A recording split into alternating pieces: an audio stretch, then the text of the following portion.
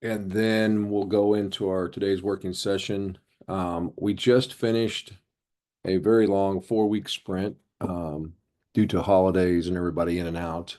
So, in that development sprint, we had some training program, um, and that's getting built out, and you'll get to see that probably in a week or two here, probably 2 weeks. And then customer applications list, add and edit trading program UI, which is what I was talking about. Program and performance indicators. Offloading large files. I think we're still working on that. Some date field enhancements, some data migration that we're continually working on. You'll see that as we go along.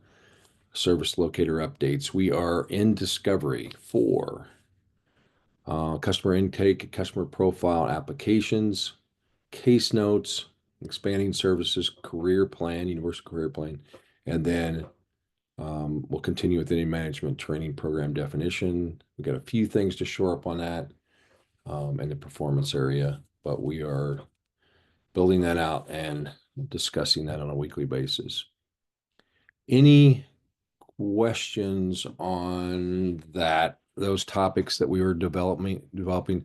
Oh, one more thing. I'm assuming after the next sprint, maybe 2 sprints, we'll be back into UAT. So you'll get your hands on the new stuff that's been developed or upgraded. Any questions? Let me see if I get my chat up real quick to see if we have any questions in chat. We don't, so I will turn over to, looks like Olivia's first. Hey all, Happy New Year. I just wanted to briefly say before I turn it over to Taylor, we met before the holidays and I let you guys know we were working through some universal career plan stuff, showed you a little bit about what we are all thinking of doing. I have met with the state several times this week to work to finalize that list. I'm actually working on making some updates to it right now, and I need to send it back to the state to get their eyes on it one more time after I make all the updates from our meeting yesterday. Once I have that done, I'm going to be taking all the preset goals and objectives we're wanting to have loaded into the career plan for users to pick from. I'm going to be putting all of those in a survey that I will send out to you all. I'm hoping next week that you and your identified SMEs, when we met last time, I told you to start thinking about who from your team you would want to kind of look at these lists of goals and objectives that could commonly be used on a career plan, so that you guys can rate them on like, yes, this is a really important one to have on a preset list, or no, we like never see this. I don't know that would actually need to be on a preset list. And keep in mind that the preset list is just there to help give common options, so you're not having to constantly type in a lot of goals or objectives that might be more standard across some of your customers you're serving, but you'll always have the option to add other. So we know everybody's going to have their own unique situation and may have one or two objectives that are very unique to them. So those will always be able to be added. These are just the preset lists that we're working through. So just wanted to give you guys a quick update that we will have a survey coming very soon for you and your identified SMEs to complete. I will be sending it to all of the extended Alwea team to review and then ask you guys to send it on to anybody else you would want to take the survey and give feedback. And then if you guys have questions once you get that, if you're looking at it and you're not really sure, you and your SMEs can reach out to me. Happy to hop on a quick call and kind of clarify how things will be working if it's not very clear. That's all I had. Any questions on that before I pass it over to Taylor? Awesome. Sorry, my mute wouldn't unmute. Morning, all. So today I want to go over case notes with everybody, more specifically the case note categories. So let me share my screen real quick. So I've been doing some initial discovery on case notes. I worked with a small SME team of some state folks to kind of go through these different case note categories. Once we kind of got to a unanimous decision, I brought it to the state, and then the state wants definitely your guys' opinion on everything. So as you know, in IWDS, when we're adding case notes, when you add a case note to a customer, you have to select a note category. And it gives you this drop down with these preset category items. And that's what we want to go over today are these items. We want to see what needs to be updated, what we want to keep, what we want to get rid of. So I have this Miro board here that we're going to go through, and we're just going to go through each category individually and get your thoughts and opinions on them. So what I did is I took all those categories from IWDS, and we also added the categories that we're using in different programs in Illinois WorkNet, such as CJA, JTED, YCP, things like that, to see if there's any of those categories we wanted to steal for 2.0. So feel free to interrupt me at any time as we're going through this. I also have the case note policy up in case we need to reference that for anything. And then I just want to get your thoughts and opinions on these categories for the new system, kind of see where we're at. So I'm just going to start at the top and we'll work our way down. So the first case note category we have is the assessment category. So this is currently being used in IWDS and in Illinois WorkNet. And right now we have a maybe on this to keep it in IWDS 2.0. The reason being for that is that if we have the ability to add notes to assessments on the assessment screen in 2.0, we may not have a need for an assessment case note because you could just put the notes in on the assessment itself and the monitoring folks would be able to pull that for any assessment needs without you having to write the same thing on the comments in the assessments and in a case note.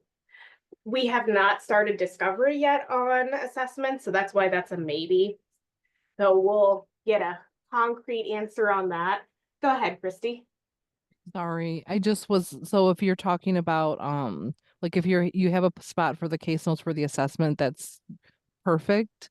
But so if they enter the comments there, would it transfer over to the case notes or like, I guess I'm So just that's thinking something like, that we're kind of okay, considering, yeah. So it would basically act as a case note when you enter okay, the comments. And you'd cool. still be able to pull it up like, you know, in here, Mm-hmm. you'd still have like an assessment, but instead of having to add comments and then add a case note, you're only Right. doing it once. All right. Thank you. Yeah. So more to come on that one once we do discovery on the assessment piece and how that'll work out. So our second category is background. When I met with the state SMEs and we discussed this, we talked about updating this category from background to introduction. An introduction in the case note policy is a complete description of the status of the individual at participation, including an explanation of their overall need for services. And then this note will elaborate on eligibility, intake, and assessment results to give a clear picture of the individual, their barriers, strengths and skills, training preferences, and possible support service needs. So instead of saying background, the category would say introduction. So we would keep this as a category. And we did discuss on some of these, you know, having like an info bubble or something like that that clearly indicates like what this category means. What are your thoughts on updating the terminology from background to introduction?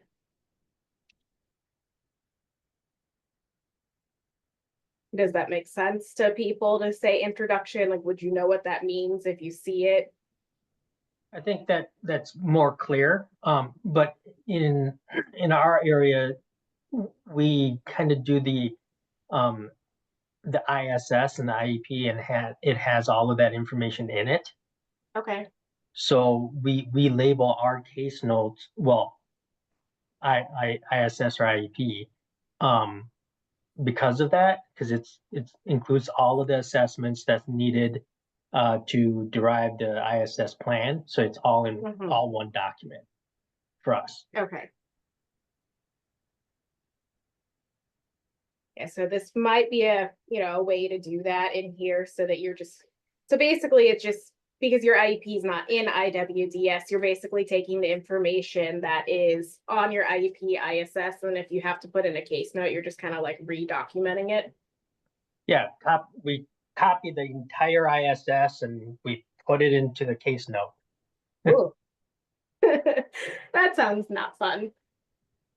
Okay, so we'll definitely discuss that with the state and see, like, is it necessary to have this introduction? Can we pull this information from the IEP ISS without a case note? So we can definitely look into that and see kind of what they think. With it being in case notes policy, they may not want to get rid of it unless they update the policy because it is in here as a case note option. But we'll definitely talk about the fact that, you're currently copy and pasting and seeing if there's a way that we can not do that in the future.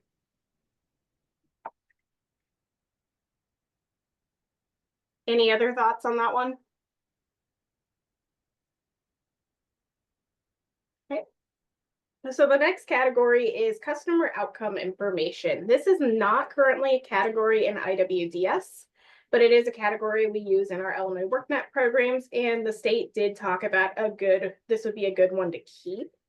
And you'll notice on some of these, there are subcategories. So there will be some situations where when you select your category on a case note, it's going to give you then a second drop down for a subcategory. So that kind of just drills it down further so you know exactly what the case note's going to be about. And you don't have to do a wide search, for just one case note and try to figure out, is this one for this or that, etc. So this one, when we select it, customer outcome information, you're going to have a subcategory that's going to pop up that's going to have 4 items that you'll be able to document. And that's going to be employment verification, education verification, MSG documentation, and credential documentation. So whenever you're doing your outcome information, you'll be able to document very clearly which thing you're verifying or documenting. And then we did talk about for like employment, the making ONET required if needed, and some supplemental wages. Thoughts on that one? Does that make sense to you all?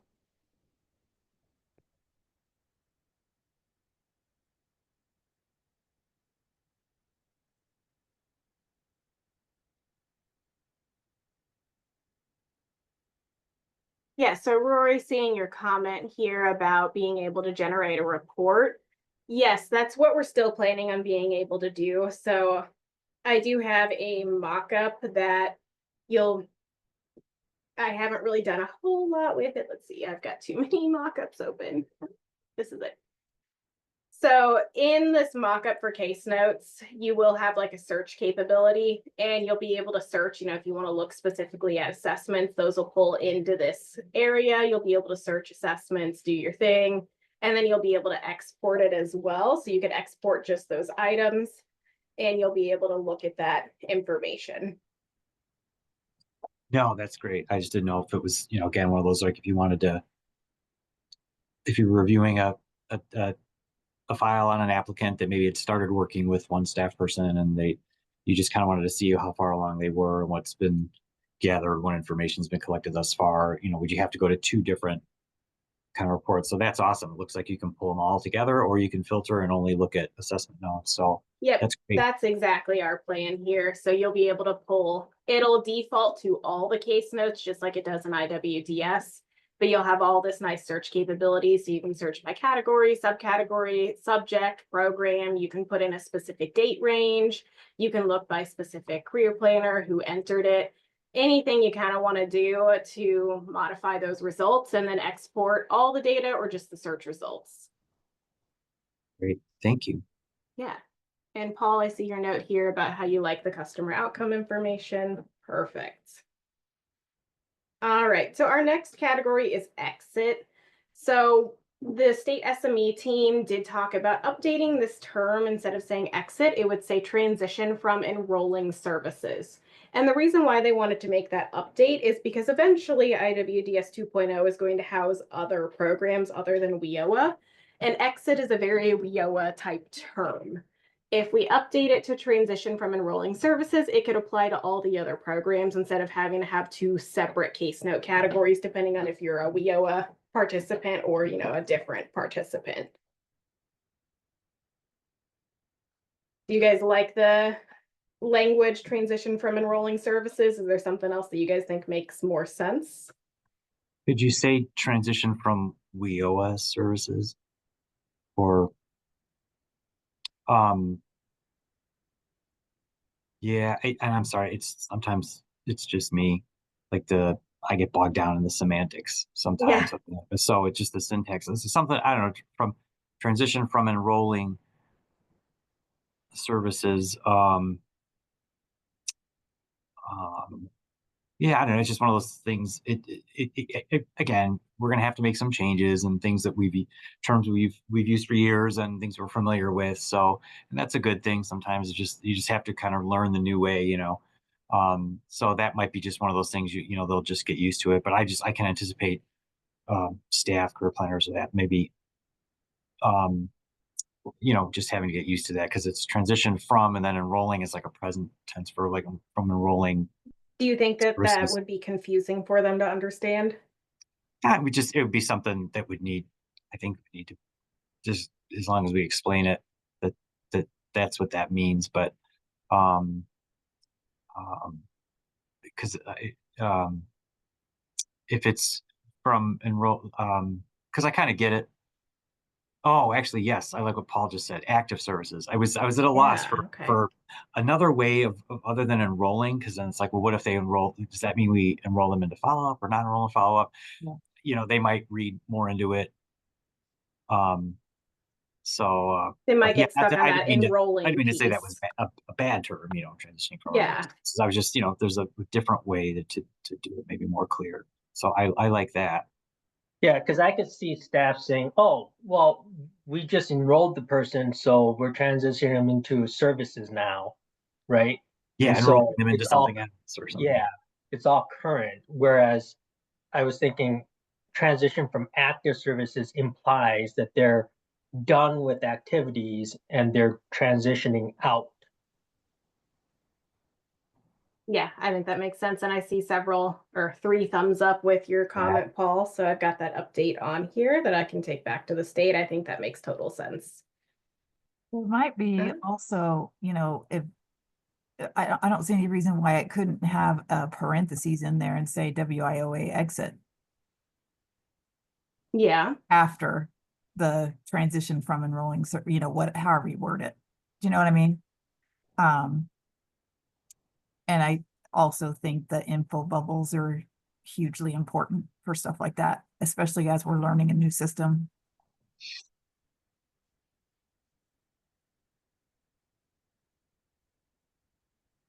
Perfect. All right. Okay. So the next 2 go together, and you're going to see this a lot. And the ones that are highlighted in yellow are ones we're talking about possibly getting rid of when I met with the state folks. So you'll see a lot of these like follow up, IEP, ISS, things like that. Basically, a lot of these, if they are tied to a service, we are hoping that we won't need to add in a case note because you'll have, just like the assessment, you're going to have that capability to add comments when you're editing a service, and we'll be able to use that essentially as the case note. Just to So clarify with that, so when you add notes to the comments, like as an add additional assessment, case note or something like that, then whatever you put in that comment section, that's going to automatically show up in the case note section. that's kind of how we're envisioning it, because in the Okay. case note, or at least how I'm envisioning it, because in the case note piece, and we can definitely update what we need to for like the confidential, but the contact date, the program are already going to be auto-populated based off of that service or assessment, because they're already going, you know, you're already going to be selecting the program that you're adding. Like if you're adding a service, you already know what program that service is associated with. You Right. already know the date that you're adding the service. So the only piece that we would have to kind of work into, and we'll discuss that when I get to discovery with the services, is the confidential piece and whether or not you want that note to be confidential, which is something we could honestly add into the service itself if need be. So then you would have the comments and then you'd be able to put in what you want to and still be able to select, is that confidential, yes or no? And then it'll just automatically pull it all over here.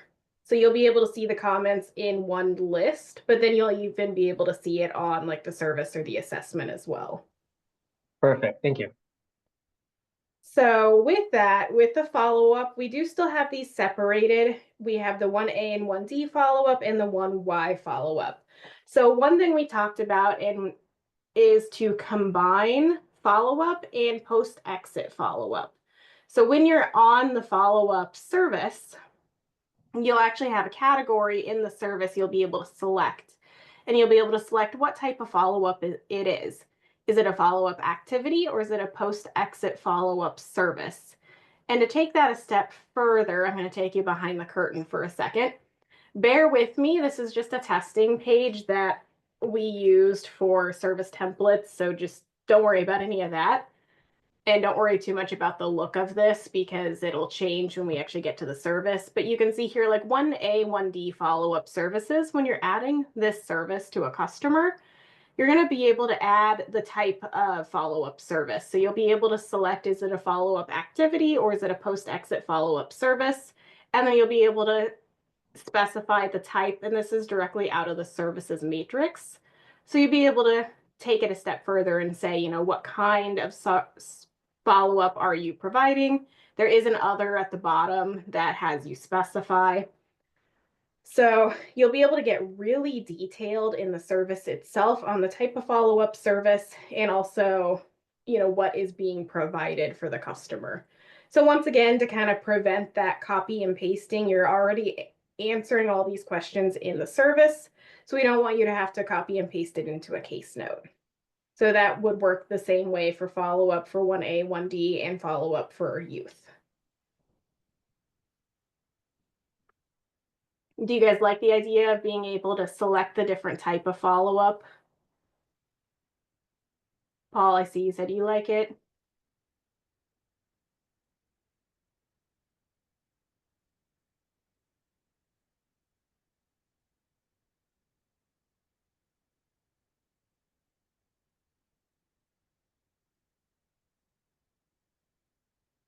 Mark, I see your point here about character limitations. Currently, there is not a character limitation on those narrative fields, but we can definitely add one. On that screen I just showed you, it's just a test page, so we don't have any of that really specified yet. But yeah, I think that's a good point that we should put some limitations on there and then also, you know, letting them know like when they're getting close to running out of characters. So yeah, I will make a note of that. Copy that. All right. So here's the one that I really need your guys' opinion on, and this is the general field. So with general, it's currently being used in IWDS and in Illinois WorkNet, but the state SME team that I worked with and also the state in general kind of talked about not wanting to have a general field in 2.0. And this is because it is too general. So one thing that they've kind of noticed over the years is that many career planners are abusing this option. So it's just kind of like your quick catch-all. You're not sure what to select when you're looking at a category. So you're just going, okay, I'm just going to select general because I don't know what else to put. We are open to still keeping something similar to this, but we need it to be a little bit more defined so that it does not turn into that catch-all for career planners and it's getting used too often. So this is where I really need some thoughts and opinions is on this general category.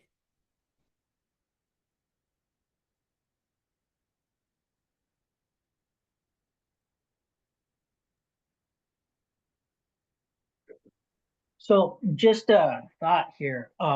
So when we case note, we generally specify what, well, at least for our area, the instruction is that the subject line is to identify the content of the case note.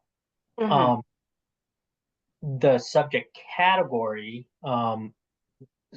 sometimes we use that general because it's just you're not providing a service or something that's identified as a service that we can log. So we don't identify it as that service. So general would be utilized in that situation where it's a conversation that we had and we didn't really provide a service, but maybe answer a couple questions, and then maybe gave them some advice on, you know, how to look something up or something. but not really have provided a service, right? So isn't a subject category for that. So that would be where we would like use general. But otherwise, Okay. otherwise, if there was a specific service that counts as a service in the career planning policy, then they're supposed to be choosing the appropriate topic. Okay, so what you're saying is you use general when it's not tied to a service and you're just providing like information or answering questions. It doesn't make sense to choose one of the other options because it's not tied to one of those other options. Right. And then the subject note or label, because there's two tiers, right? The topic Yep. and then the subject note or label. We use the subject label then to say discuss or answer question about this career, right? Mhm. Or something where it was really general stuff, so then you can still identify what the conversation was about, but the category of that case note is really general. Okay. I do see a comment in the chat, and I apologize. I'm not sure who made it because it just says Job Center, but it does say that we do not use general. We use you more often use the monthly contact, the two-way communication, or training. So that is something, would you ever use that instead of general, like the two-way communication or the monthly contact to like explain your answering questions, or do you more often use the general? I mean, I think that's probably, oh, it was Ashanti. Yeah. And I agree. I mean, technically, you're supposed to be having two-way communication as often as you can with a participant anyway. So any of those three, yeah, you could kind of interchangeably, I guess, do with general. But like Paul said, I mean, sometimes there's just that, where does this fit?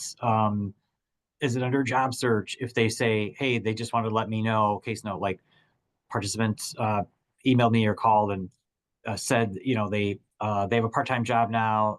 It shouldn't impact their training class schedule, but just let me know. Things like that is like, well, does that go in employment category, or is employment more for like employment once they're done with training? Sometimes you can overthink it, and so I think sometimes, admittedly, just because if you're in a hurry, I mean, we probably use the general um, as a kind of a catch-all as well. So I think yeah, I mean, both points are valid. I mean, there are times where general is like, you just don't know where else to put it, but it is noteworthy. And it might have come through an email, so it wasn't like a two-way communication, and you just kind of want to make note of it. But on the other hand, yes, there's definitely validity to that it probably is used more often than it needs to be, because you could put it under monthly contact, or you could put it under two-way communication. And we always tell our career planners, when they new ones that start over the years, we've always said, by the way, monthly doesn't have to be just once a month. That's just a minimum. So you can use monthly contact and like 3 or 4 times during a month as a subject. So yeah, there's probably better things than general. But I do understand why sometimes we use general, rarely. Well, let me play devil advocate here, because I heard what Yes, all you had. please. Well, I heard all what you have to say about the general. Sorry to say, we do need to use general, especially if I'm going in there doing an update that a client information is incorrectly inputted, or something happened in there that was wrong from my side, from the state side. When we put in notice, sometimes when the state do something, they will put it as a general because they're not communicating with the client. They can communicating with the local area or with me, the system administrator.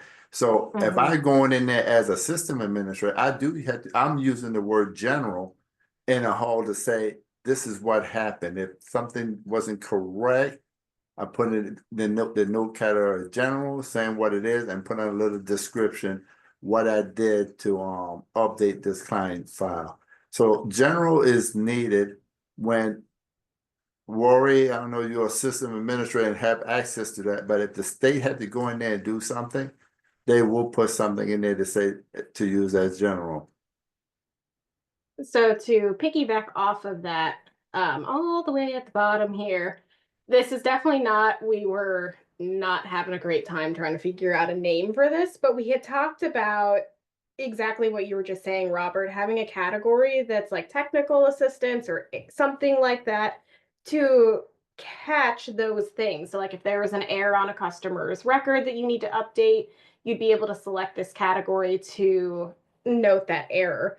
Or something Correct. even as like, there maybe you have a customer in your office and the Luia's internet goes down and you can't finish something, you can put a note in later saying like, we had to pause X, Y, and Z because the internet went down, yada, yada, yada. So we want to do a specific category to catch those situations where it's not really always communication with a customer. It could just be, something's not correct or, maybe some technical errors have Right, something happened. behind the scene, because sometimes a Yeah. lot of stuff happen behind the scene that, I look at and had to like, oh boy, I gotta fix this. And I would go in there and put a note and say, hey, I did X, Y, Z in there. So yeah, if you could come up with a terminology that happy for all 24 local areas, hey, that would be great. Yeah, we just definitely did not have any good ideas for a name for it. So we do want to maybe think of, yeah, I see Paul, you said like state assistance or DCO assistance, something like that would make sense. Yeah, we're wanting to be able to break that out a little bit further just so it's not being, not all these different things are getting mushed under general. And it'll make it easier for you as well whenever you're searching for case notes. If you need to search and see something like, I need to see what errors had happened or file maintenance, you can, instead of going through general and sifting through all these different things, because the note subject, I do know that's where you're putting in like the more detailed, like, what actually happened, but it's a free form text. So that means that, you could put in, Robert could put in something for the note subject for, updating something, and it could be completely different than what Rory puts in for that, for the same issue. So that's why we're looking for a more specific category so that you're not looking, you don't have to drill down further to pull those informations. So yeah, let me see, Rory, you said like technical assistance, file maintenance, update records. If you have to create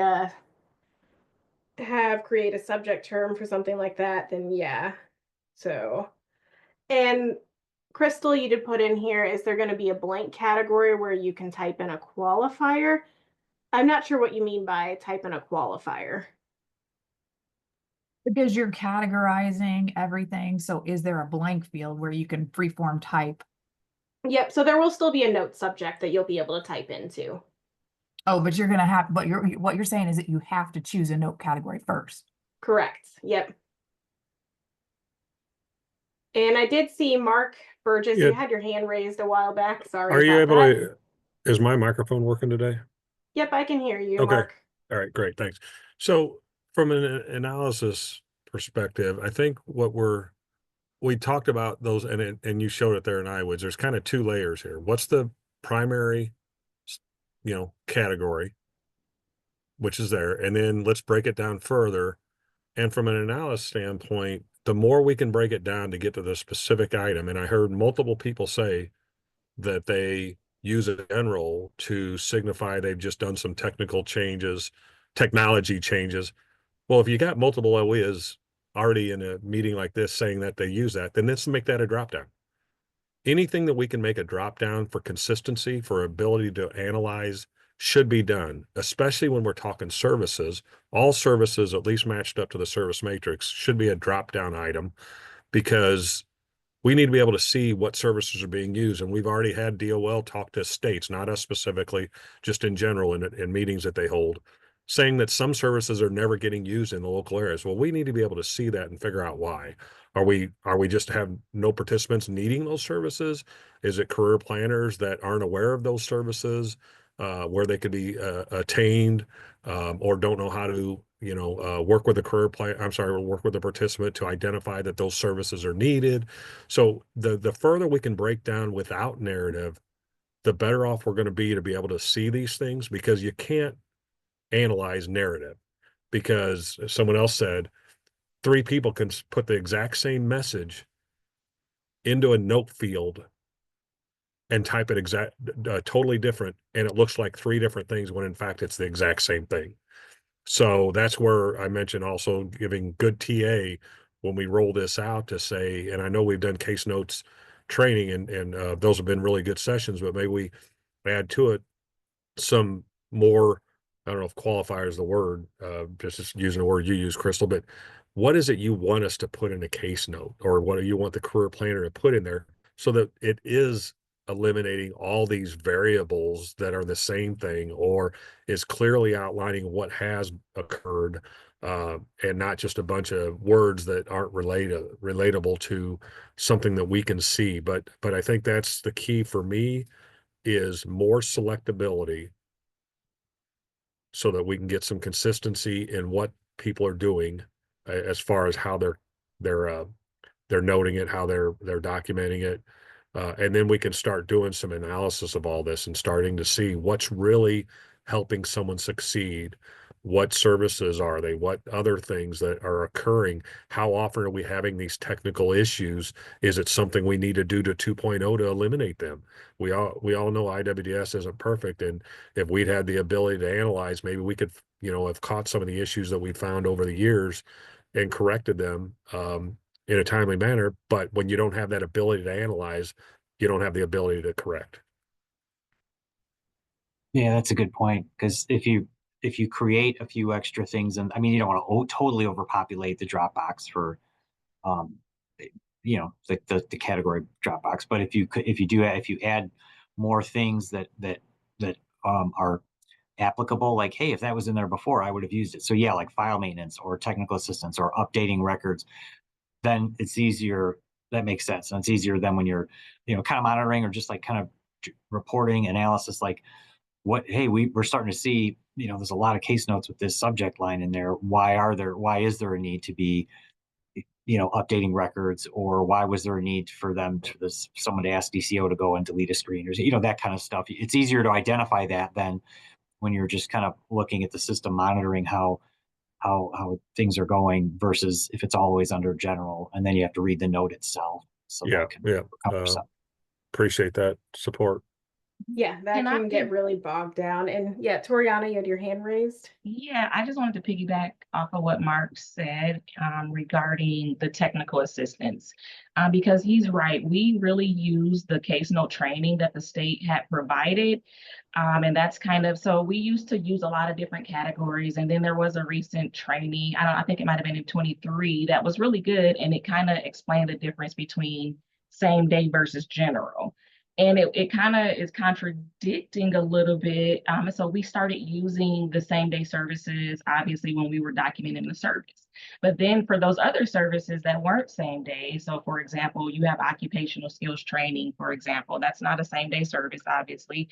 So you have to manually enter notes whenever you're doing anything. And I believe the case note training that came out had made an example of a general versus same day services. And so it basically, when you attempt to call a customer to inquire for, ask for grades, or you're doing these general things, we were categorizing that as general and not necessarily training, or, because it was relevant to training.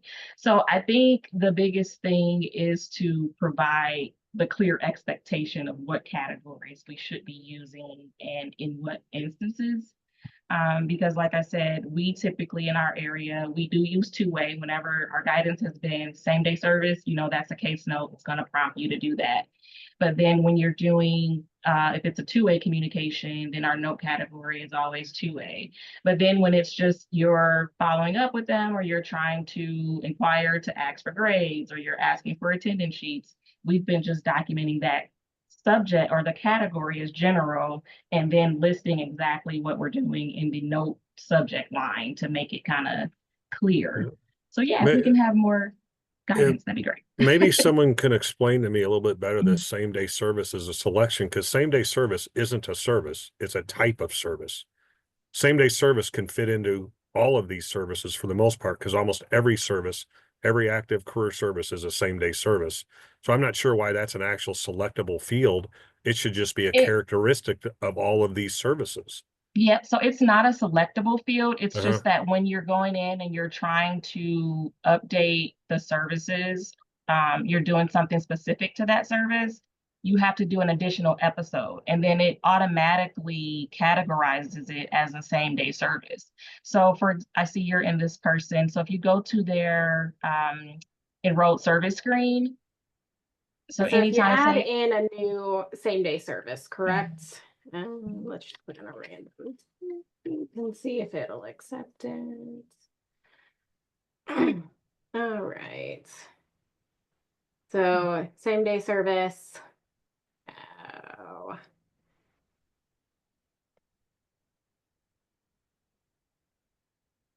Okay. All right, let's try. so if you go back to the enrolled service screen, there might have been some that were already same days. Yeah, I think I went kind might of have had fast. some in Yeah. the case notes. So yeah, you can see these say just like case note supporting same day service. And this was basically whenever you add in a same day service and you hit save, it makes you add in a case note. And it automatically populates this as case note supporting same day service. But you would have to document here, like in the subject, what same day service it is. Because when you're here, you can see like I put case note supporting same day service. The note subject was supportive service. I know these are all not pretty, but yeah, so what you're kind of saying is like when you have to put in a same day service and it requires you to put in a case note, can it be more specific? And I have something documented here on case note supporting same day service. So what we were talking about with my state group is that whenever it requires you to put in a case note supporting the same day service, it will auto populate the service that the case note's tied to. So you'll be able, basically that'll be like a subcategory. So it would say like case note supporting same day service, subcategory SS transportation or what have you. So that when you're back here and you want to search, you could search all case notes for that specific service instead of having to go to case note supporting same day service, hoping that your career planner put in the right subject to accurately do that. So that is something we were talking about doing. All right, I'm Yeah, looking I at mean, the that's, chat. I don't know, maybe I'm not visualizing, and Rory kind of his last message there, text or chat. I don't get the need to associate with same day service because we've pretty much clarified that almost every service is same day service. So, you're everything you're entering for the most part, except for training, is going to be a same day service. Very few things are I not think same day service. same day service means it opens and closes the same day. Like I get Okay, but that's transportation and everything. I'm done. Not everything. Like financial literacy, you might go to a couple courses, They would each be individually training. documented. Not if you Yeah, so enrolled them in there's a financial literacy like course, would you add a service for every course they went to? If it was like a week-long thing, like every day they went, are you adding a service? Or is it like start on a workforce Monday and end on a preparation Friday? activities, financial literacy services, But English right, language Okay, so there's a education, few. like they're, Okay. yeah. but don't those right now have an add additional episode? The same day services do. Yeah, so it's an add additional episode because we were under the understanding that we're not supposed to open up several financial services. There should only be one financial services activity, and then you do a add additional episode to that for every financial services activity that goes on. And so you would just have that one activity logged in with a bunch of same day or bunch of add additional episodes and along with all the other activities. And so the one thing that kind of has bugged me a lot is the note category where it auto populates and says case note supporting same day services, because all of those services start and end on the same day. But the way you log it right now, the way you log continuation of more of those services that's given is through add additional episodes. So then every single time it'll create another case note, right? But you can't, without looking at the subject description category where the career planner types in stuff, the topic, just saying same day case note supporting same day services really means nothing. Because when I'm looking at the files and looking at iWatch to identify what I'm looking for, if I'm looking for something that was done for supporter services, I have to, read the note description in order to figure out that it was for, transportation supporter services, or, car repair, or whatever, right? And so if that case note supporting same day service auto-populated category, is there a way to potentially change that to specify what we were updating? So if we So go I'd say and like case note supporting SS transportation or case note Right. supporting, yeah, so it's very clear which service the case note's tied to without you having to dig through stuff. Right, because otherwise you're sitting there like digging through, 30 case notes that say case notes supporting same day services, and you're reading through every single one of them. Yeah, because you can see here, like I just added an episode on this SS transportation, and I purposely did not put SS transportation in my note category. So when I go back to list case notes, there is a case note here now, case note supporting same day service, but because, I'm a new career planner and I didn't know in the note subject I should put SS transportation, I just put it was a new episode for that because I assumed it would tie it all together. Now you have no idea that this is an SS transportation case note unless you go to view and see, maybe I put in here, new episode for SS transportation. Yes. So Or you this- would have to click on every single one of these to see, Right. look for what you're Right. looking for if I didn't put it here. Yeah. Right. This might be getting too crazy, but if you go back to that screen, you were just at the screen where you view, I guess, for the service. Yeah. When you do if you open a same day service record, so yeah, I don't know if it, or the case note, when it generated the case note for supporting same day service, when it's generating that, like I don't know, this might be kind of like get too crazy with programming, the development of the screen and all that, but like for no category, I guess, like you said, like you were saying, either put it like add same day when it knows that it's a case note supporting same day service, then could that Dropbox, then maybe have like same day service, dash training, same day service dash transportation, something, or like make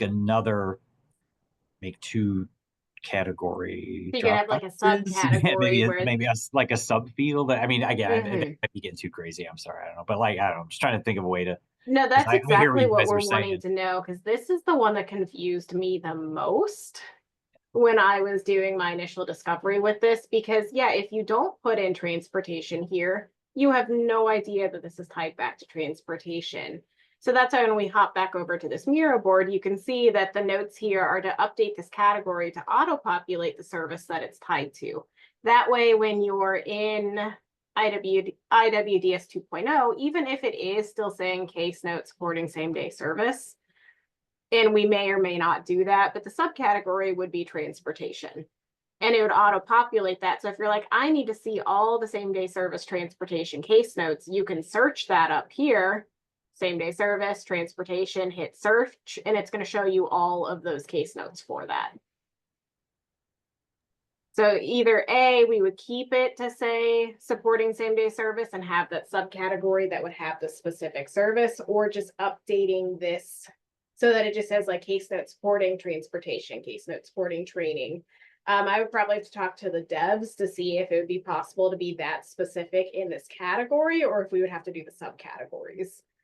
But regardless, we want to be able to have a way to clearly tie it to the service without relying on the career planner having to type in the correct information on the subject line. And episodes will be something we'll talk about later. I'm actually starting discovery on the career plan services with some state folks today, and that will be one of our future agenda items, is talking about episodes and how those work in the system and how to update those, because episodes are great, but they have the potential to be great, but they're not great in IWDS. So more to come on episodes later. But with that, do you guys like the idea then of having this, of, having that auto-populate which service you're, so if you're adding an episode, it's auto-populating that, or if you're just updating a same-day service, it auto-populates the service so you don't have to type it in. And then it makes it easier to search. Yeah, I think that's all over the chat. Yes, I see all sorts of yeses and stuff. The other thing that Rory said that I think is worth pointing out too in the chat is there going to be, if the system is supposed to be intuitive, I know there's a limit to that, but oftentimes we will have exactly the scenario that he posed in the chat, where you have somebody who's being timely about their two-way communication and they're talking to the person, they put the information in, and then when they're doing their housekeeping or whatever at the end of the week or whatever their designated day is for that, they go back and they're putting all their service records in and they're doing the supportive service. And then they have to go in and because it forces them to do a case note for an episode, they're putting in see existing case note. Do you know what I mean? So is there any possible way to Or reverse copying and engineer it? pasting, because it's kind of like, well, what else can I say? I already just sort of said what I did. So Exactly. it's not horrible. It's just it's a little duplicative. Yeah, exactly. Yeah, that's a good point.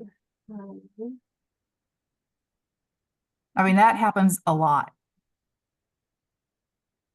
Yeah, we might. I don't know if there'd be a way to put in like. I'd have to probably have to talk to the state or the devs, or if Olivia or Al, if you have any ideas on that, like if there would be a way to.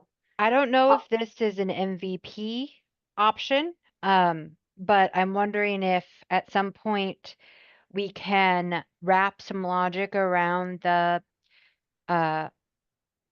modal that appears whenever like you've added a service and then it's like prompting you to enter a case note, of like pull back like a table of case notes that have been entered in X number of days, and you can either enter new or associate an existing case note with this service change. That's exactly where my mind was going to, but like you said, I don't know if that would be MVP, but kind of give you the option to tie that to an existing case note if you've already done it. So you don't have to copy and paste and do two of them. So that could be something we explore, and then we would have to determine, would that be MVP or a future release item for you all? Yeah, I was thinking some of these things, we got to get 2.0 out. We can't strive for we can strive for perfection, but no, we're not going to meet it. Some of these we things can we might strive for come perfection, but then we're never going to get done with it. Right. Right. So I think we gotta be mindful of the time to keep things. I mean, if it's easy to incorporate in what you're trying to do, but I think we need to always keep these in the back of our mind and somehow have a easy, quick ability for our local areas when they see something like this to say, I find myself continuing to add narrative because I don't see it in the drop down or whatever the issue is, or these technical issues, that they can quickly email all of you and say, hey, can you consider this? And when we especially get multiple requests that are similar, now we know something that maybe needs to be looked into for a 2.1 or whatever the heck we're going to call the next phase. But yeah, we got to be mindful of trying to change direction too much from what you already have in mind in development, and so we can get this thing out to begin with. Yes, I made a note of that as a definite, thing that we'll discuss, and I'll add it to the document that our BAs have of like, what's going to be MVP, what's not, and we'll determine that when we get a little further along. So definitely noted, and we'll see what we can do for you all. Hey, can I just add or ask a question also? Yes. You talked about the subject line being auto-populated for an episode. With that auto population, will you have the ability to like add a date or something? Because just using the example that you gave, if you have a person that's receiving supportive services for transportation and Mhm. they are getting multiple services in that category, it would be nice to be able to add a date so that you're able to kind of open that up. Or even if you go to a search bar and you're pulling up transportation, as you mentioned, to be able to locate it without having to go in and read every case note to see which one you're referring to. Yeah, so that's actually something I have down to discuss with my SME team for episodes, is to make it easier to search and look at episodes. Because one thing that I found, and correct me if I'm wrong, but whenever I'm looking at, like transportation here, I can see that I added a transportation, my first transportation one was added October 6th, and my last one was added January 13th. But I have no way here to see how many episodes were between those two dates unless I go to the case notes and dig through every single one. So I'm looking into a way to be able to clearly show like a table or something that lists out all of the episodes, all of the dates, so you can clearly see how many episodes there are, what the dates are, things like that, so that you don't have to rely on the case notes to look at everything. I think every person on this call would say that you're preaching to the choir on that one, because that has been a major complaint everybody has had for years. That is so frustrating. Yeah, and the one thing I also discovered is that if I go in and say like, oh, I added this episode on in error, I don't have a way to go in and just delete an episode. If I click delete service, this deletes this whole Everything. service. Yeah, Yep. and all the episodes associated with it. So that's definitely something that Exactly. you guys will And see then- down the pipeline when we get Yeah. to the services. And then what case happens, notes, yeah, not and case then what notes, happens is services. that, and then what happens is that you have monitors who come in and they're like, why were you so delinquent in putting in this transportation service record? Well, because we wanted to delete one episode because it was wrong and we had to go back and reconstruct the whole thing. And so then your data entry looks like it's all out of whack. Yeah, so my envision of that is to be able to clearly see the episodes within a service and make it very easy for you to delete, just single episodes. I have not gotten to the discovery yet with that. So when I meet with the state folks, it probably won't happen with my discovery session today because I have other stuff to cover, but that is down the pipeline that I want to go over with them, because I think episodes have the potential to be really great, but they're not currently. Taylor, won't your system have the ability, if we needed to go back and just say, look at the history if something was deleted? It doesn't need to be forward facing, but your system would have that documented, right, in the background. Yeah, I believe that we're doing like I the think pretty soft much every, deletes, and yeah, you'll yeah. be able to So, go back and see all that. yeah. So if something funky were to happen, we still have the ability that it's still there. Someone would be able to see that. Like if in monitoring or why, this seems odd what you entered here, to say, well, we did it now because we entered it incorrectly before or something. Because maybe someone looked at it in the meantime and you didn't notice it for a week and then you deleted it, and maybe something, for whatever reason, someone was looking at it in between the time you originally entered it and then deleted it. And you say, well, what the heck going on? Something looks different than what it was a week ago. You'd at least have that ability to see why it was deleted or something. Yeah, we should definitely we should have something like that. I don't know if it's like a change log or, yeah, we will have the capability to be able to pull up like deletions and see like what was deleted when, and I believe by who. Yeah, we'll have both a change log, so a high level public facing log. But then everything in the system will be soft deleted. So the more like all of what was deleted will be maintained on the back end that we can pull. Yeah, so definitely we'll have some ways to be able to look at that so that, you're not getting dinged by monitors, but also make episodes much nicer and cleaner and prettier for you all to use and actually be able to use them effectively like they should be. So like I said, we'll put a pin in episodes because I haven't even started the discovery on that, but that'll be coming later down the line, and I'm going to be real excited when I get that done and you guys can take a look at that, because I think it'll be really great to get fixed and working. So hopping back to this Miro board, we have some notes about that general And, if we do keep a general category, maybe devise some subcategories that you can select to make it a little bit more intuitive of what you're doing and not just a complete general. But then also still adding in some sort of technical assistance, file maintenance, something category so that you can document those items as well. So the next two case note categories go hand in hand. That's the IEP and the ISS.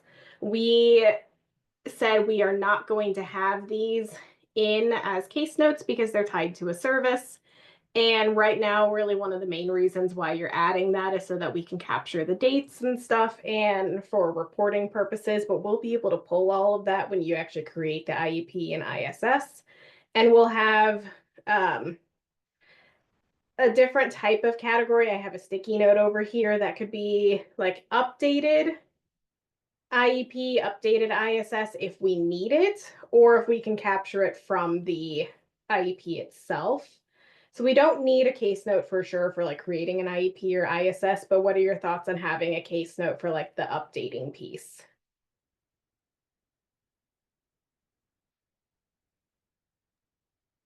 So in essence, then the updated case notes would be identifying what changes were done to that original plan so that you can quickly identify those changes.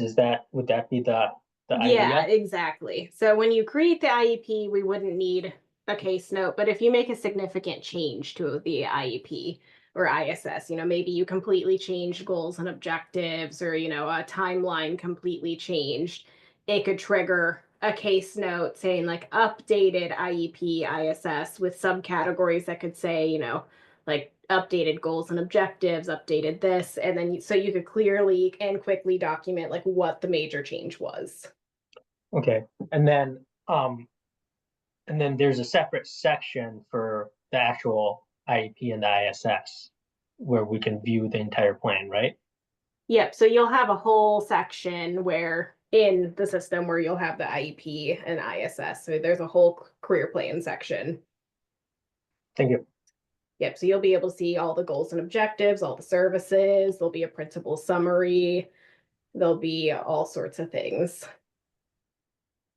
And one of the things we're working to do is get away from paper IEPs and ISS and also paper modifications. So it's going to be set up that when you modify the digital IEP and ISS, it's going to prompt you to define the modification via case note, track it on a change log, so you can see all that and you don't have to fill out a paper form to keep in the file to say like, if you completely remove a goal, the situation completely changes with the customer. Maybe their goal has become completely different. As you go to remove that, it's gonna act like you're gonna have to define why. We're just now getting into the goals and objectives, and we'll get into like the modification part. But that's what this is aiming to do, and using the case notes to log those, but also triggering it at the edit. I see some questions. I have to jump here really soon, so I want to answer these really quick. Yeah, so we'll have change logs in a couple different places. Like you'll have one in your career plan. We're going to have a couple tabs for like reviewing assessments, managing your goals, managing your services, printing, and then one that's a change log. So all the changes that are made in your career plan are logged. It's not like if you make a big change, it might require a case note, but there'll be other changes you're making that you're not really adding extra information, but the system will be logging it. So you can go in and see like the main action item, what was changed, who changed it, and when. Um, and they'll be all in one place for like the career plan, and then you might have all your change logs in one place for your outcomes. And then also the appropriate case notes would then go to your case notes page where you can see all those as well. Olivia, I guess for my question, I was wondering how, like from a monitoring standpoint, with the new requirement that IEPs and ISSs are required to be reviewed every 90 days. Yeah. Yeah, so we're gonna have a section and like we're gonna have like a print summary screen where we are monitoring like signatures upon creation and modification, appropriate modifications. And we'll have a section in there for the career planner to like acknowledge that they've done their 90-day review. They'll be logged into their worknet account in the customer's profile. We'll have a dashboard that kind of triggers and lets them know things are approaching, and then they'll have to go into the customer's page, look at that summary, make sure everything's still good, and like click a button or check a box some way that will like sign with their worknet account they have completed that 90-day review, and it will reset the clock. We know there might be other ways that it could happen, and we're going to talk those through in case there's something else that might trigger that clock to restart, like if they do a modification or something. We haven't got quite into all the details, so I don't know if a case note will be required or not. I'd need to know from policy if a case note's required or if simply like a digital signature through their worknet account would be good. I do have to hop, but any questions the team can't answer, they can send to me and I will answer and send back out via email to everybody so you guys have answers. Thanks Perfect. all. Thanks, Olivia. Thanks, Olivia. Taylor. All right. So this next one is the next really big one I wanted to get through with you guys, and that's the monthly contact. So when I met with our state folks, we had talked about possibly combining monthly contact and two-way communication together. And whenever you select this category, you would have a subcategory that would pop up that could have, different categories that could say successful two-way communication, unsuccessful communication, or we could even add like a one-way communication if you think that's necessary. So you could like document those pieces of, customer updated phone number, something like that. And we had talked about updating it. So instead of saying monthly contact, possibly saying something like customer contact. One of the fears that we had with the monthly contact is we don't want people to think that this is like, we don't want them to go, oh, well, I did my monthly contact, I put that in, so I don't have to do it again for 30 days. So we had talked about possibly updating it to customer contact so that it's more clear that like enter this as often as you need to, but would still have, Olivia just mentioned like that dashboard, possibly of like, having like a flag that says like, hey, you're coming up on your 30 days and you haven't done any contact, like you need to contact your customer. So we had talked about, like I said, doing customer contact. We did talk about possibly having, if you have 3 unsuccessful communications in a row, it could trigger a warning with that customer, just so you know, like, hey, we can't get into contact with this customer, et cetera, et cetera. So what are your thoughts about updating the category name and then also the subcategories? Are you okay with just having the 2 successful two-way communication, unsuccessful communication, or does there need to be a third? With the two-way communication, I always see this, and a lot of two-way communication is just email where they cut and paste. Should we have a different name logic? Because to me, two-way communication should be if you're actually talking to somebody. To me, that's what the definition always was. And me and Jim Potts always, debates about this thing is when you're talking to a client, that is two-way communication. Mm-hmm. Email is a little bit different because depending when that person replied back, are you actually having a two-way conversation or are you having an email conversation? So more is like it should be a email conversation because how many times we all email each other and how long does it take before somebody reply back? Yeah, so like if I'm the customer and you're the career planner, Robert, and you email me and I email you back in like 5 minutes and we exchange, 6 or 7 emails, that is successful two-way communication. Yes, that but if is. you email me and I don't respond, for 3 weeks, I That's do what I'm respond, but at that point, is it considered successful? Because it took me Right. 3 weeks to reply to you. That's what I'm trying to figure out. I don't know that I would put a time limit on it. I think it's, did I respond to the question asked? Because, I mean, I'm sorry to say, we're in a technology world now, and people communicate via their devices more than they communicate by a phone. and Mhm. voice. And so I don't think we should discount communication. I think we should be available to have all types of two-way communication. And that might eventually be, if not some LEAs might already be using via applications like Teams, where you're immediately getting responses through a chat window and you're not talking to the individual. So if I Correct. send an email to somebody and they don't respond to tomorrow, but they've answered the questions or the comments and we have a communication, we have a discussion, regardless that it took 24 hours, I personally would not have a problem with that and calling it two-way communication because it accomplished the purpose of that call or that original outreach. So I'd be cautious saying it has to be verbal communication to be considered two-way, but I'm also not in the field, so maybe you have experience, all of you Well, in the field. I'm not saying verbal communication. I'm talking about the time limit and how you just Yeah. said something, Mark. If you send out an email, when did you put that down in the case note then? And then keep in mind, as far as what you just said, if that person doesn't reply back, but yet you got two-way communication, and you didn't got nothing but I sent an email out. When did the reply come in? That person don't reply back. What I'm Well, trying to say, yeah. when are you, but I'm trying to figure out, are we putting in that two-way conversation when we email that person or not? Yes or no? No, I would not. So Okay. maybe that's a third category here of outreach without response. And then once you get the response and feel like real communication, because even a response by email doesn't necessarily mean it was two-way communication. If they answer something totally off the record, because let's say you outreach saying, hey, just checking on you, how's your class going? I know you had troubles last week. Can you let me know how things are going so we can make sure you're continuing to succeed? And they email back 2 days later and say, man, the weather's great today. Love hearing from you. That's not communication. That's not getting us anywhere, even though they responded, or even if they did that immediately.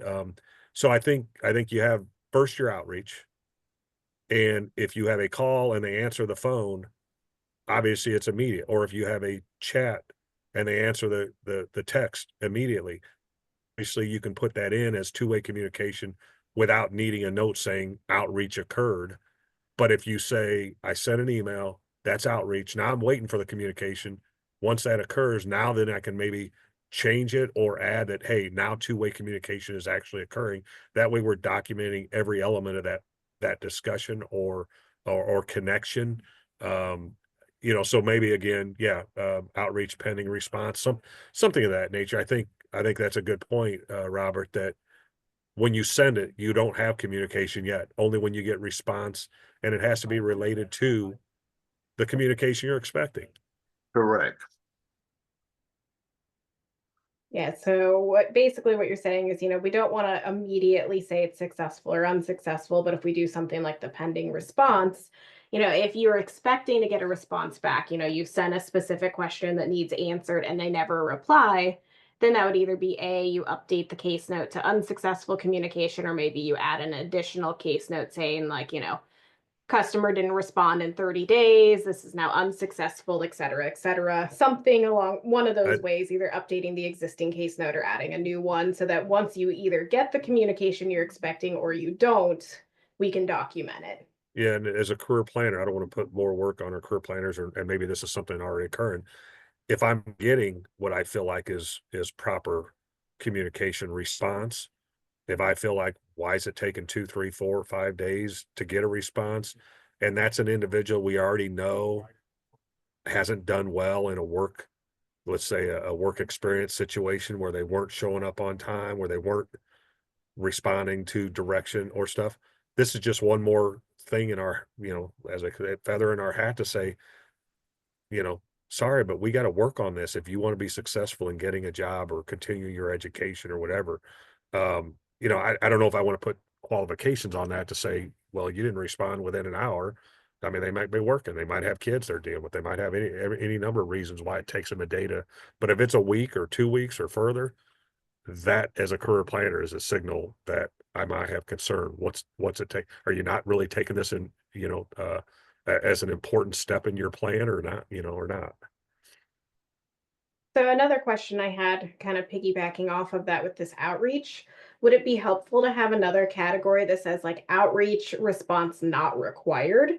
That way, maybe you want to there's a workshop you think a customer might, be beneficial and you just want to send them the information, but you don't need a response. Would you want a way to document something like that so that you're still documenting what you sent them, but it's not going to turn into a unsuccessful communication because you don't need a response back? It's, like an one-way communication, like outreach, one-way communication, outreach, no response required. Would something like that be beneficial in addition to these three? See a lot of yeses in here.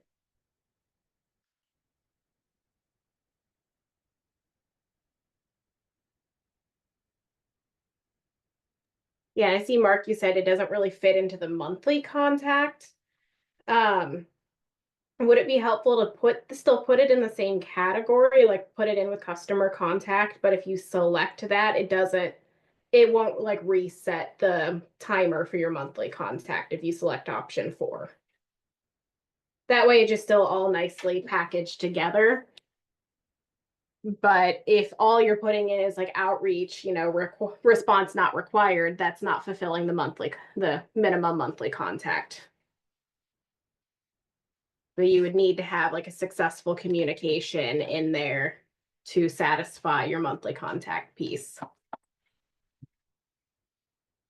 Yeah, if you can tie these to dates, like the option 3 and 4 maybe would not trigger a change in the 30-day communication.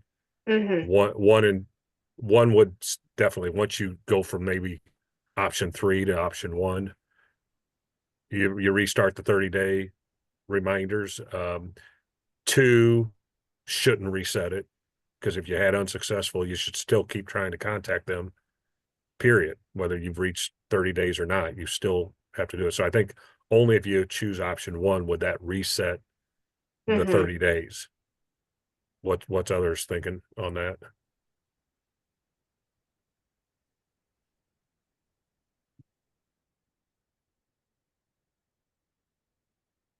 Yeah, I agree.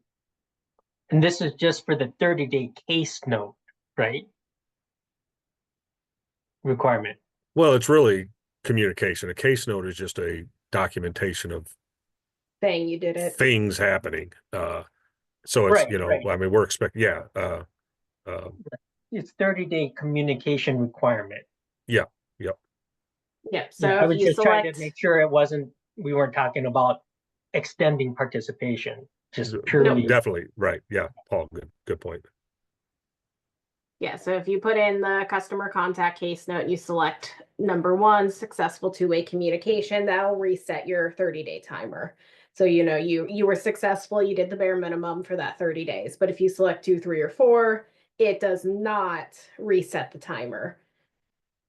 And you would still need to try to get that successful communication in that 30 days.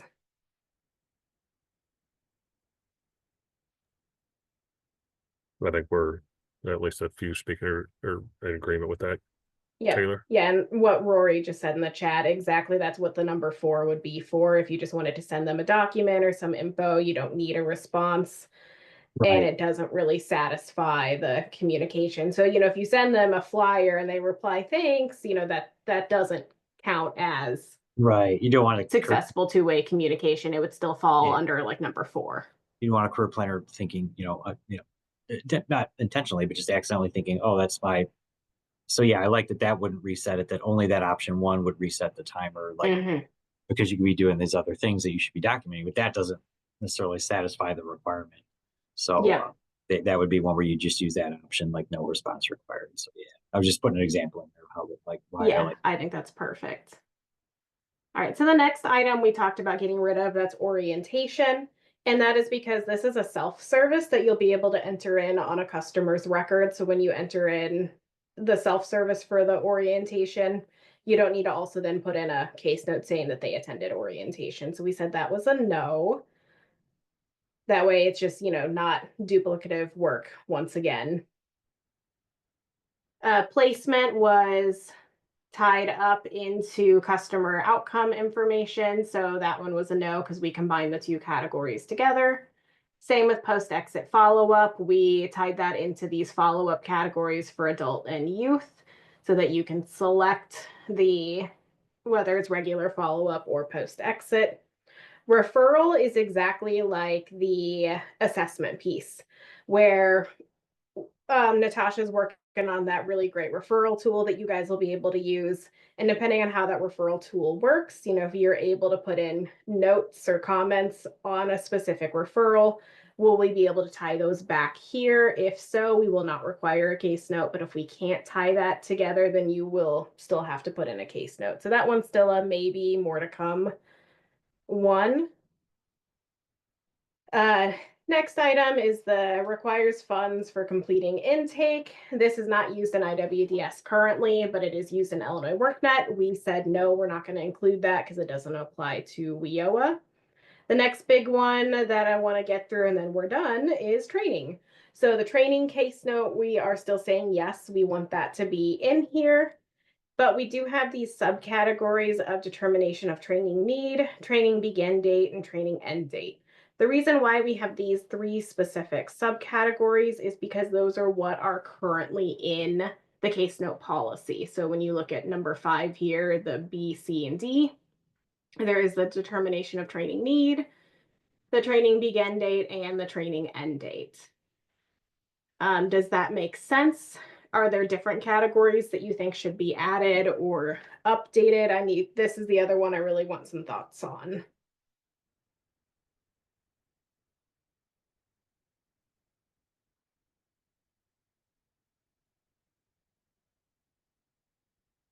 All right, is there gonna be, like, you have the drop down for subcategories, but is there also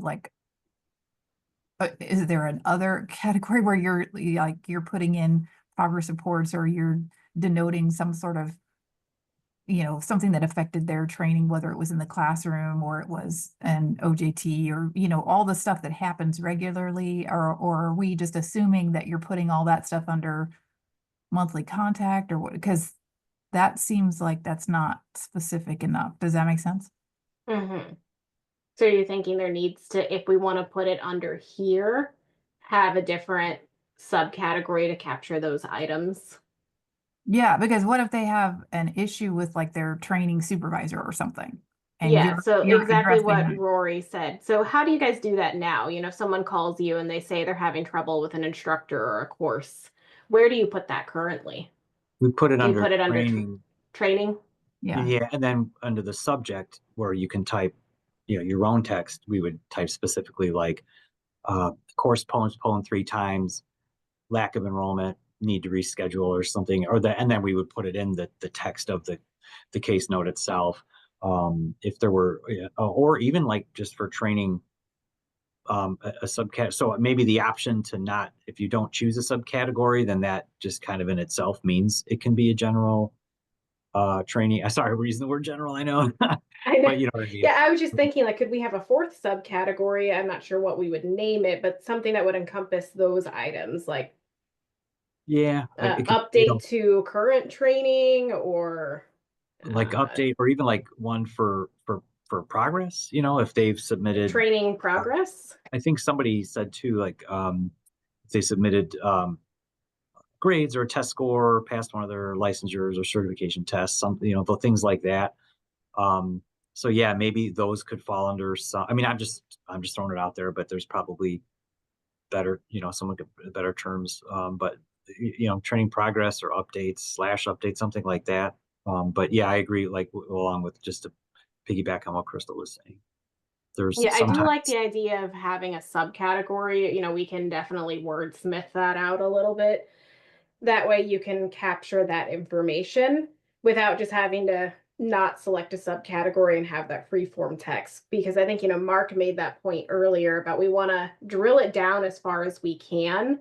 That way, if you need to search something, when you're in the actual, case note screen, if you're like, okay, I need to look specifically for their training updates, you can select that subcategory because the subject, I could put in update to training, Rory could put in training progress, Yeah, Crystal could put in issues with training, and we're all putting in the same Right, note, right, but yeah. the subject is different. So it's harder to like, search without once again having to select every single case note. So I definitely think the subcategory is important. So, maybe, like you said, maybe training progress / updates if we need to wordsmith that out. But yeah, I think that's definitely important to include as well.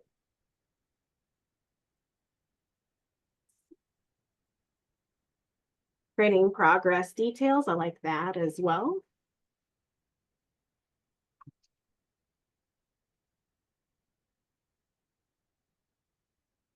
In here. Perfect. All right. So that was the last category I needed to go over with you all. Are there any other final thoughts or comments that you have for these case note categories? I know we're right at time. And what I'll do from here is I'm going to clean this all up. I'll bring back what you all said to the state so we can get some final determinations, and then we'll start getting some of this put together for you all. So yeah, any other final thoughts or comments, feedback? Just on the training one, can we potentially add like a training approval? Because you have like training beginning date and end date, but like right now we have a form that's Oh, yeah, that's a good idea. specific for training approval, and it has like the training beginning date, end date, what credentials they're going to need to get, what MSGs they're going to need to get, the justification for the need for training and suitability for training. All of that is in our training approval form. And so would that fit here under this category where there would be a training approved or denied? I like a lot of options there, Paul. We need to make sure whatever they create here, and I'm not saying you're able to do all that, Taylor, but we got to be mindful that all those things that happen before start date and end date can't trigger anything, especially from a performance standpoint, that they're just activities that are occurring leading up to a start date or an end date, which becomes important for MSG purposes and other performance kind of related. So somehow we'd have to get those to not trigger certain things that active participation in training would.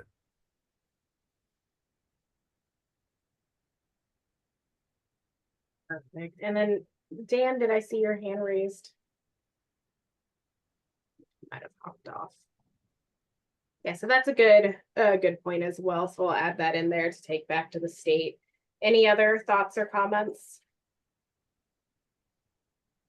Well, I think aren't the case notes just, I mean, we're just talking about case notes, right? Not that we're triggering anything because of something you put in a case note. I mean, because you've got your service records that are doing that. Yeah, Mark, would any information in a case note trigger performance? No. I know we're talking kind of here, but when we start attaching these case notes and categories to services, we just want to make sure there's Not remains triggering that anything. disconnection. Yeah, maintains that disconnection because just no different than a service case note that shouldn't extend participation based on the case note. It should extend participation based on the service. Yeah, that makes sense. All right. Anything else from anybody? All right. Thank you all for going through that with us, and we'll talk to you all next week. Thank you. Thanks, everyone.